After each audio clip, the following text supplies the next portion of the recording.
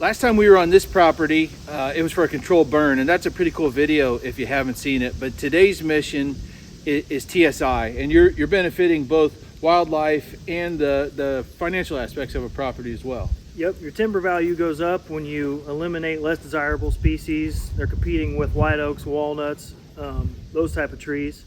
And then, like you said, wildlife benefit tremendously. They need sunlight to the ground. Everything that we have in the Midwest lives at 5 feet or below. So you can see behind us here, after fire and opening the canopy up, we've got wildflowers, forbs, and young woody regeneration that they can browse and hide in. Yeah, so we'll show 3 examples of some specific benefits at TSI. We've got some access screening. We freed up a more valuable tree, and also kind of how you work around a specific stand site. Yep. So the camera can't see, right behind me is an access trail going to an elevated blind. These scraggly little cedars, they weren't providing much cover the way they were. Right. We ran a fire through last year. They weren't going to put on much vegetation from the ground up to 3 or 4 feet anyways, so you could see right through. Now I laid them over. There's a ton of structure going horizontally. It blocks the field of view. That trail's only 15 yards maybe back there, and you can't see it. Yep, and you can already see some of the natives responding to last year's fire. That's just going to continue to get better. Yep. Nice white oak tree behind us. It's one of the more desirable trees for logging, for a value perspective. And deer love white oak acorns, of course. So it looks like you did a lot of damage right here just to benefit this tree. Yep, there's a lot of hickories and other trees competing with the canopy of this one. Now it's going to receive more of the sunlight. It's going to put on more acorns this fall, and the wildlife's going to love that. And then underneath of the tree, you also want to clear the stage for the next generation of white oaks, and so eliminating these elms and smaller hickories underneath is a benefit as well. I can see where the landowner has topped some saplings here to make shooting lanes for this stand, but it looks like you really avoided this area with the chainsaw. So you're specifically not doing TSI right here around this stand. Yep, a couple reasons for that. First off, you have to be able to get in and out smoothly without alerting all the deer in the woods that you're coming. So a bunch of debris equals a bunch of noise. So we want it to be nice and open for our silence.